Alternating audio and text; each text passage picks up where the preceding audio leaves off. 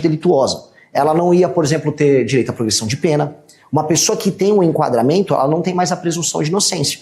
Então, uma pessoa que é enquadrada de acordo com o direito penal do inimigo, e aí o Ministério Público, a Polícia Federal, os órgãos de investigação, não, este aqui é claramente um membro, foi pego pelo COAF das Relações Econômicas, ou ele estava com uma metralhadora escrito CV na camiseta na frente de uma favela. Pois bem, esta pessoa tem presunção de culpa. A operação policial, qualquer uma, ele foi encontrado na rua, ou uma câmera numa cidade pegou aquela pessoa circulando, ela é presa na hora, já é levada para o presídio sem audiência de custódia, ela não pode pagar fiança para sair, e ela vai ter penas muito duras. Portanto, o direito foi rápido com ela, e as penas são duras. É isso que o direito penal faz com o faccionado.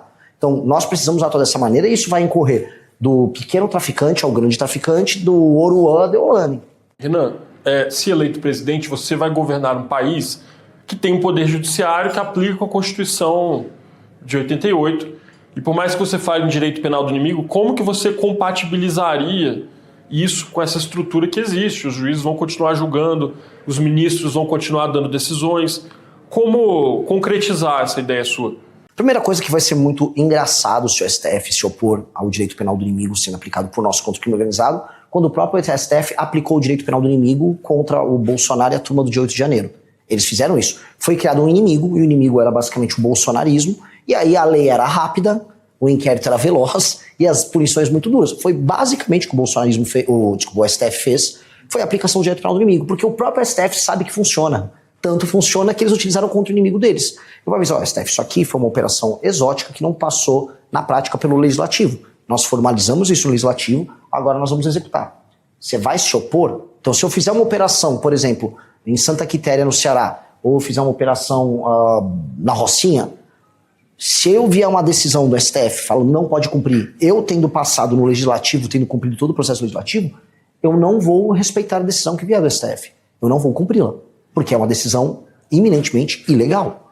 Eu não vou, de maneira ativa, enquanto presidente da República, sair arrumando briga com o STF à toa. Eu não vou fazer o que o Bolsonaro fez, ficar xingando o ministro. Pelo contrário, quero ter uma interlocução correta, educada. Acho que dá para ver colaboração entre o Poder Executivo e o Judiciário, por exemplo, nas fiscalizações com emendas que o próprio Flávio Dino está fazendo. Dá para ter cooperação, e isso é bom para o Brasil nesse sentido. Agora, vieram respeitar uma atribuição do presidente da República, o presidente da República não tem que cumprir. Como o Renan Calheiros não cumpriu uma decisão do STF em 2016, ao atropelar as atribuições do Legislativo.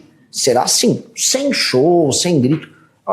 Não vou cumprir, vou continuar minha operação aqui, estou dentro do cumprimento da Constituição. Então, esse elemento exótico do STF não vai ter vez conosco.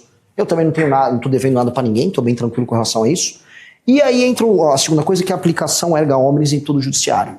Há, da parte do judiciário, muito espaço para inovação. Então o juiz vai dar uma sentença nova, especialmente de primeira instância. Ele dá, vamos dizer, a sentença lacrada, imaginando que com aquele efeito liminar ele suspende algo, e aí que você vai resolver no tribunal. A gente vai ter que mexer no CNJ e acabou a sentença lacrada. O Brasil tinha que chegar até a súmula vinculante, bem vinculante, como acontece em países como os Estados Unidos, para você não ter invencionismo. E a gente vê muito invencionismo na primeira instância. Bom, tem um lema da sua campanha, não sei se é um lema, se é um slogan, que é o tal do prendeu, matou. E ele é catchy, assim, ele pega bastante, eu já vi pessoas assim, as mais diversas falando desse negócio do prendeu, matou. Mas eu queria saber como que você lidaria, Renan, com assim, a responsabilização que pode vir de uma eventual morte injusta, uma morte de uma pessoa inocente, que pode acontecer se você adotar o prendeu, matou. E aí, como você lidaria com a possibilidade de ser responsabilizado nessa de prender e matar? O líder que estiver junto com as polícias no trabalho justo e sério de reocupar as áreas que estão hoje na mão do crime, ele vai ter que arcar com as eventuais falhas no processo. E olha, eu não nego que poderá haver, eventualmente, uma operação em que eu vou retomar o Complexo da Penha, alguma vítima inocente. Pode acontecer porque nada é perfeito. E nada no mundo dos homens é perfeito, e nada na ação policial violenta será necessariamente perfeito. Nós temos que trabalhar em nome da perfeição. Nós temos que trabalhar para ter um número, vamos dizer, mínimo, ou nenhum de vítimas. Mas, entretanto, eu não posso prometer nada. E eu tenho que trabalhar, para proteger a instituição policial que tiver, não de má fé, cumprindo o seu trabalho, e entender que nós temos que fazer o trabalho de previsibilidade na hora da ação, para evitar de qualquer maneira uma vítima inocente.